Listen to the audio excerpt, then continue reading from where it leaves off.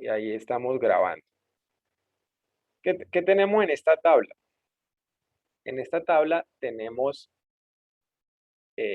20, 20 personas, ¿sí? Y a cada una de ellas la hemos pesado y la hemos medido, ¿sí? Y entonces logramos tener esta tabla. ¿Listo? Entonces, los conceptos inicialmente que necesitamos en finanzas para medir riesgo son estos conceptos de estadística pues, básica. Sacar una medida de promedio y una medida de dispersión que puede ser la varianza o la desviación típica, ¿sí? El Excel, pues ustedes ya conocen las bondades del Excel. Entonces usted aquí lo que va a hacer es buscar ya no financieras, sino estadísticas, ¿sí? Y entonces, pues acá vamos a trabajar. Entonces, vamos a hallar el promedio, ¿sí?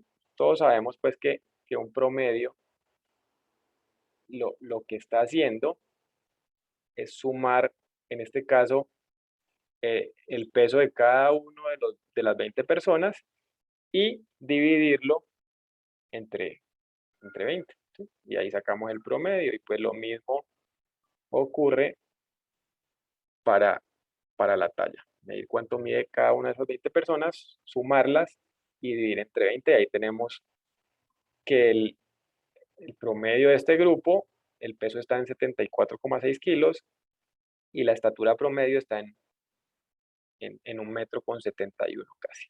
¿Listo? Aquí viene ahorita eh, una medida ya de dispersión, ¿sí? Y es cómo está cada una de esas personas con respecto al promedio, ¿sí?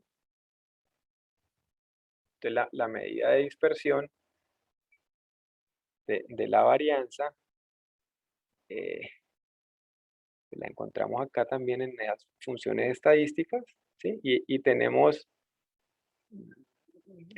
diferentes. Tenemos la varianza poblacional, la varianza muestral. Bueno, entonces uno, digamos que puede seleccionar. Esta es la varianza poblacional.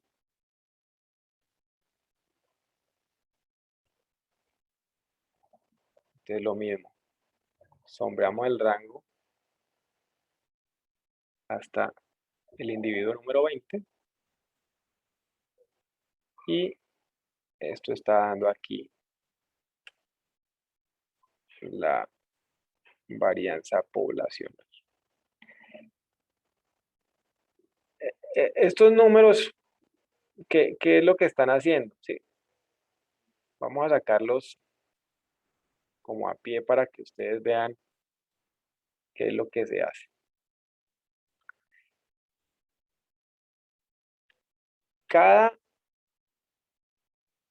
Pero es más fácil,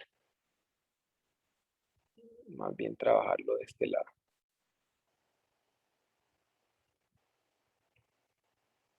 Para el peso, cada individuo, el peso de cada individuo, ¿sí? Va a ser comparado, o sea, lo van a restar contra el peso del promedio del grupo, ¿sí? Y entonces esto se eleva al cuadrado. ¿Para qué? Para que los efectos que vayan en un sentido no se vayan a anular con los efectos que vayan en el otro sentido, ¿sí? Me explico. Aquí esta persona que pesa 43 kilos, pues está, digamos, como 11 kilos por debajo del promedio aproximadamente, ¿sí?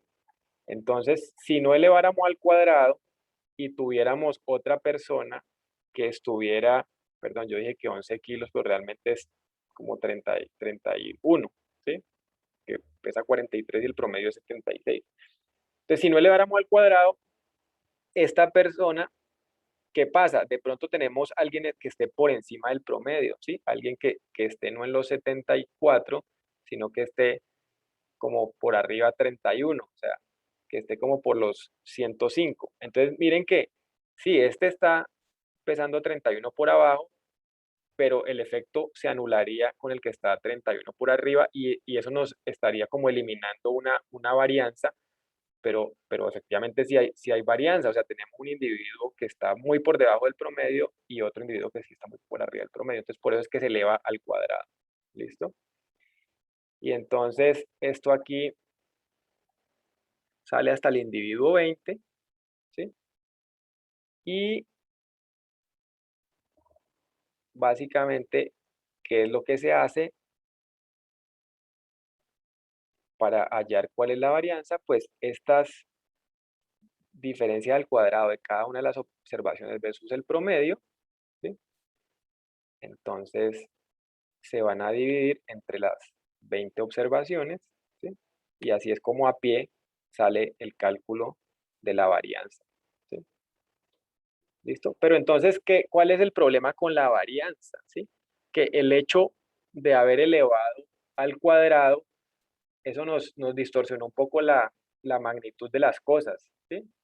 Digamos que aquí ya perdemos un poco como la visibilidad de lo que se trata, ¿sí? Entonces, para eso, para volver a poner en magnitud, utilizamos la desviación típica, que básicamente la desviación típica es la raíz cuadrada de la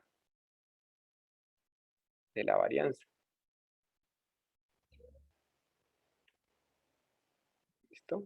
Entonces, ya el hecho de hablar de una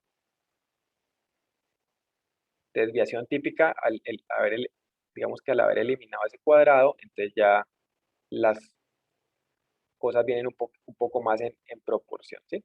Entonces, ¿qué nos está diciendo esto? Que, que en promedio tenemos gente que pesa 74,6, pero hay un concepto de dispersión, ¿sí? De más o menos 20 kilos, ¿sí? O sea, el grueso de esos 20 datos va a tener una dispersión de más o menos 20 kilos, ¿sí? Y acá para la talla, que el promedio es casi 171 centímetros, ¿sí? Ahí el grueso de los 20 datos va a tener una desviación de más o menos 17 centímetros, ¿listo? Entonces, ahora uno les puede preguntar a ustedes, bueno, ¿dónde creen que hay, por ejemplo, como más dispersión? ¿Sí? Entonces, uno aquí de pronto pierde un poquito digamos, la lógica porque, bueno, de hecho, en este caso no es más fácil identificar dónde hay más dispersión.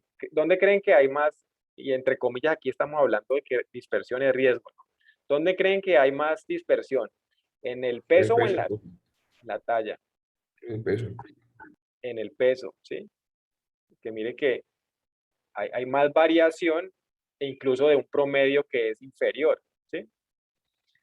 Pero justamente el coeficiente de variación es un indicador que nos permite, pues no a ojo hacerlo, sino con un cálculo, porque aquí estaba más fácil porque este número era más pequeño, ¿sí? Y este número era más grande, entonces como que no tenía pierde, pero dependiendo de los números nos podemos de pronto no verla tan clara.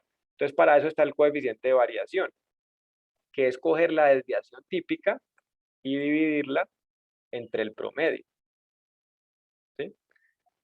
Entonces aquí es 0,28 y aquí es 0,10. ¿Sí? Entonces este número entre más pequeño sea, digamos que te está mostrando que hay como una menor desviación en función del promedio, ¿sí?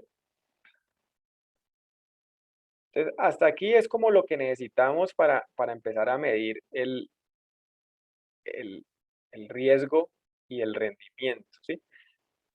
Entonces, si quisiéramos ya mirarlo a la luz de finanzas, ¿sí? Y de pronto, pues no de un ejemplo tan general como el peso y la talla, pues uno podría, por inventarse o decir que esto es un título, un activo X y este es un activo, un título Y, ¿sí? Y estos números pueden ser las ganancias intradía, ¿sí? Entonces, estas pueden ser las ganancias originadas en algunos días, ¿sí? Entonces, aquí uno ya, hablando de un activo X y un activo Y, pues uno estaría promediando retornos, ¿sí? Y sobre esos retornos es que estaría sacando qué tan desviados están. ¿Listo? Y entonces, pues ya nos está diciendo esto de alguna manera que se corre un menor riesgo, ¿sí? Eh, invirtiendo en el activo Y en vez de invertir en el activo X. ¿Listo? ¿Tenemos preguntas hasta el momento?